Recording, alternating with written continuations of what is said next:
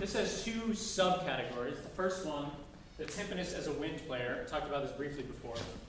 And then the timpanist as a percussionist. These are two roles that we definitely see throughout music. I'm going to show you two examples of each. First one is from Dionysiac by Schmidt.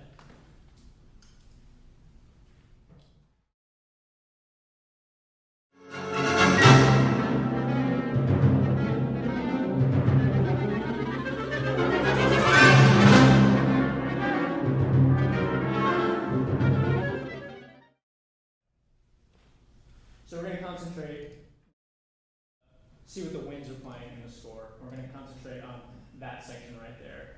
You see in the score, that's the same spot in the score. Now if you look at that part, the way it's articulated and the volume, your first impression might be that all of those notes are super short. That's how it's written.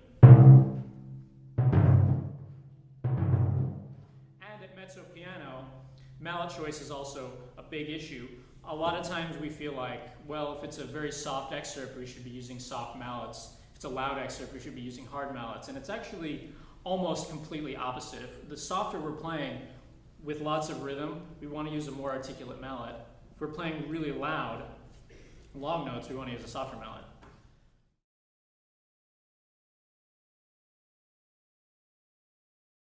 If we look at this excerpt, though, within the context of the score, we find that the tuba part and the timpani part are actually exactly the same. But for some reason, the timpani part is all short notes. But clearly, it should be playing the tuba part. Let's listen to that one more time, see if you can pick that out.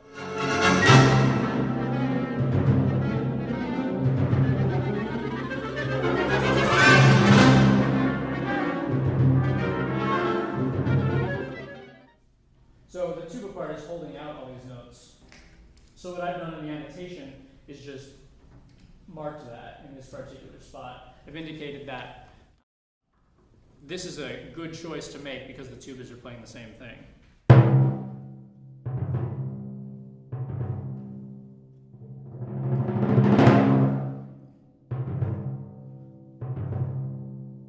And while it seems like it might be a small difference, really you can hear differences when the timps are damped as opposed to when they cannot ring. And this is going to be more like what the tubas are playing. It's going to blend better with them.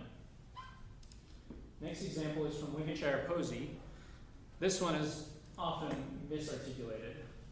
On the surface, if we just look at the music, it's soft and no articulation markings, and the last note even looks long.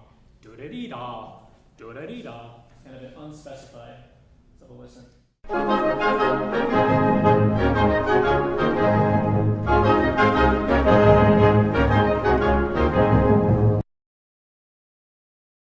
So let's have a look at the score now.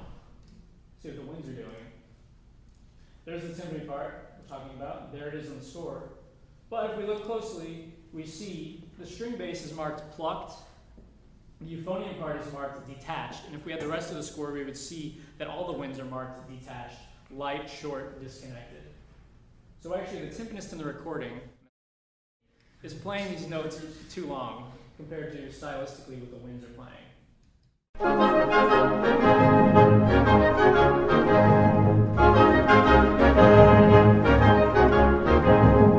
So this is the difference between if we were to use soft mallets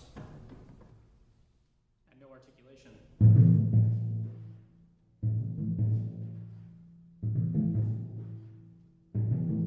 Definitely not what the winds are doing. So what I've done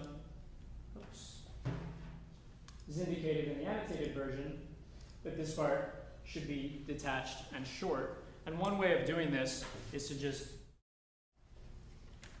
dampen the drums a little bit. This is one of those things you just kind of want to experiment for sound, but this will be more like string bass playing it.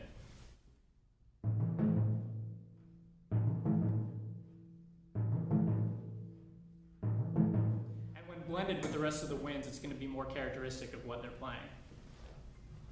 Okay, so the other subtopic of articulation and mallet choice is the timpanist as percussionist, serving a percussion role.